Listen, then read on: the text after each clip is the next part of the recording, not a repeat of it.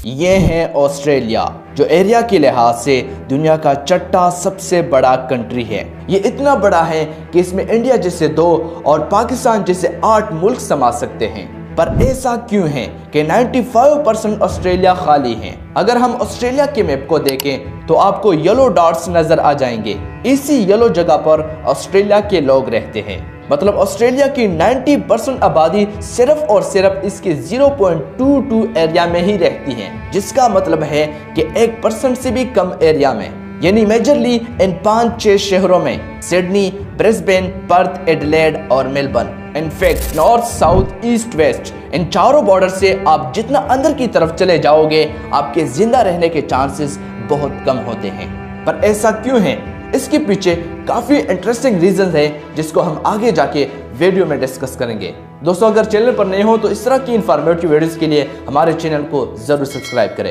अगर हम ऑस्ट्रेलिया की जियोग्राफी को देखें तो ऑस्ट्रेलिया की जियोग्राफिक लोकेशन ही इसकी मेन वजह है।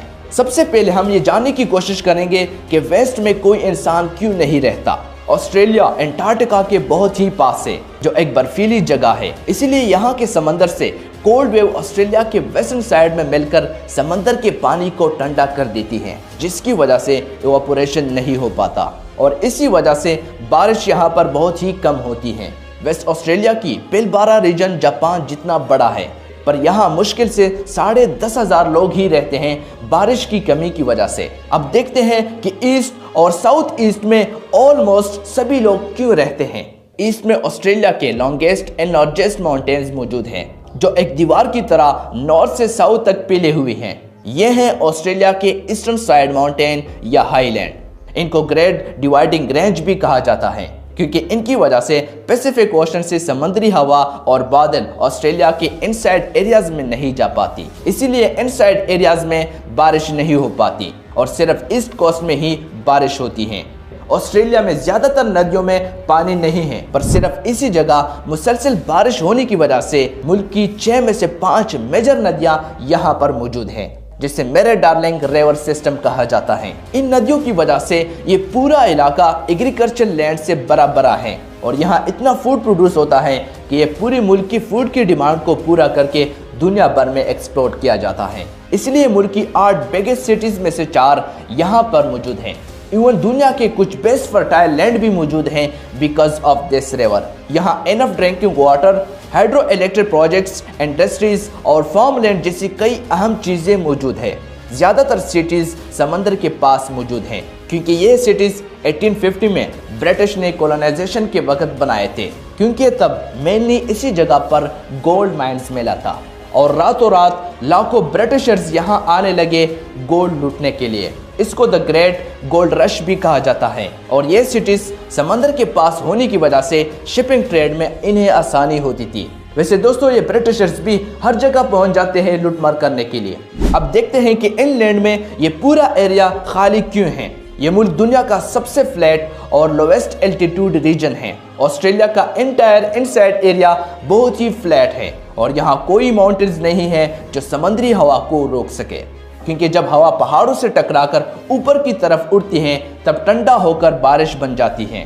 पर क्योंकि यहाँ इन हवाओं को रोकने के लिए कोई पहाड़ नहीं है और पहले से ईस्टर्न माउंटेन्स की वजह से ये समुद्री हवा यहाँ पर बहुत कम आती है, इसलिए यहाँ बारिश नहीं हो पाती। इसके अलावा ना एग्रीकल्चर के लिए पानी और ना ही पीने का साफ पानी मौजूद है। यहाँ एनुअल एवरेज रेनफॉल सिर्फ 41 सेंटीमीटर है, मतलब इंडिया के राजस्थान से भी कम बारिश यहाँ होती है।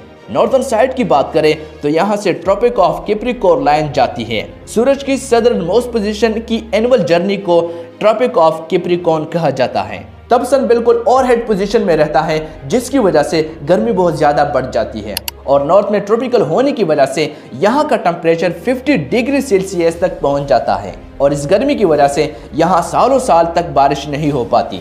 इसलिए यह जगह बंजर रेगिस्तान है। यही वजह है कि ऑस्ट्रेलिया को driest inhabited continent and the world भी कहा जाता है, जहां 70% जमीन बंजर है। साउथ में ऑस्ट्रेलिया का 5th लार्जेस्ट सिटी एडिलेड मौजूद है, जहां सिर्फ इस छोटे से डॉट में करीब 13 लाख लोग रहते हैं। पर इसमें एक जगह है जहां पर सिर्फ 4000 लोग ही रहते हैं और इसके अंदर फ़लस्तीन जितना बड़ा एक जगह मौजूद है। पर हैरानी की बात यह है कि यह कोई स्टेट नहीं है, बल्कि ये एक प्राइवेट लैंड है। जो कि दुनिया का सबसे बड़ा कैटल ग्राउंड है, जहां सिर्फ 8 लोग ही रहते हैं।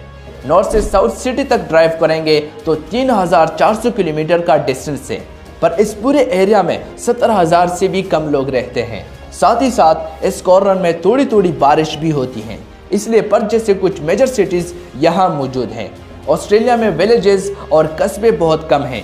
यहाँ 30% पॉपुलेशन गैर मुल्की हैं, करीब 75 लाख लोग, और ऑब्वियसली वो सिर्फ इन सिटीज में ही रहते हैं। अब बात करते हैं कि इंडिया से 2 गुना बड़ा मुल्क, लेकिन इसमें दिल्ली शहर से भी कम पॉपुलेशन क्यों है।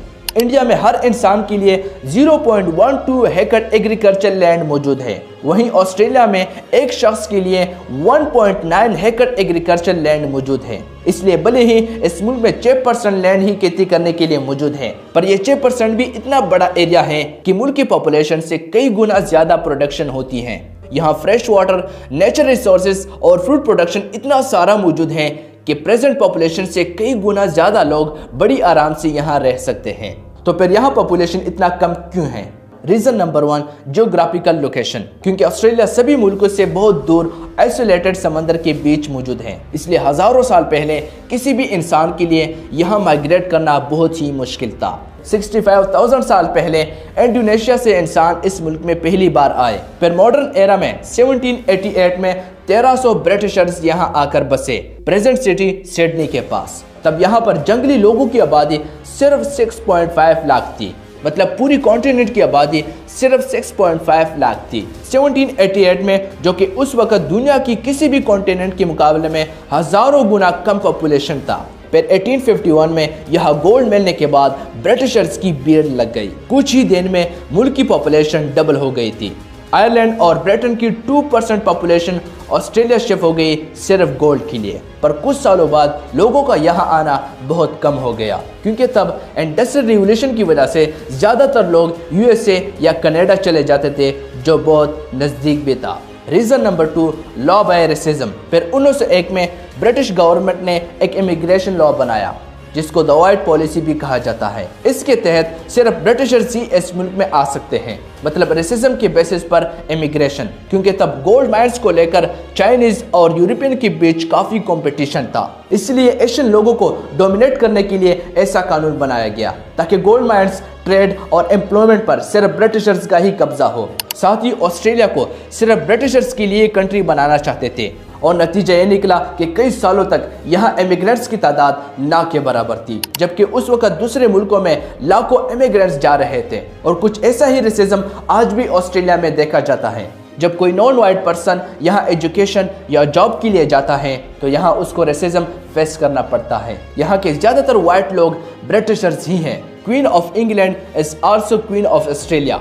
Reason number 3, world war. फिर फर्स्ट वर्ल्ड वॉर के टाइम यहाँ के 20% मर्दों को यूरोप में जंग करने के लिए भेज दिया गया, जिनमें से करीब 13% लोग कभी वापस ही नहीं आए। फिर 1949 में सेकेंड वर्ल्ड वॉर के बाद ब्रिटिश गवर्नमेंट ने इमिग्रेशन पॉलिसी में थोड़ा रिलैक्सेशन दिया और सभी यूरोपियंस को ऑस्ट्रेलिया में आने की इजाज़त दे दी गई, लेकिन उस वक्त भी नॉन वाइट्स को यहाँ आने की इजाज़त नहीं थी। और फाइनली 1975 में गवर्नमेंट ने एक एक्ट पास किया और दुनिया के सभी कंट्रीज के सभी सिटीजन्स, कल्चर्स और रिलीजन के लोगों को यहाँ आने की इजाज़त दे दी गई। ऑस्ट्रेलिया में ज़्यादातर चाइना, इंडिया और पाकिस्तान से लोग जाते हैं। हर साल इमिग्रेंट्स की तादाद 2 लाख से भी ज़्यादा होती है, पर आज यहाँ सिर्फ 3.8% लोग ऑस्ट्रेलिया के जंगली लोग हैं।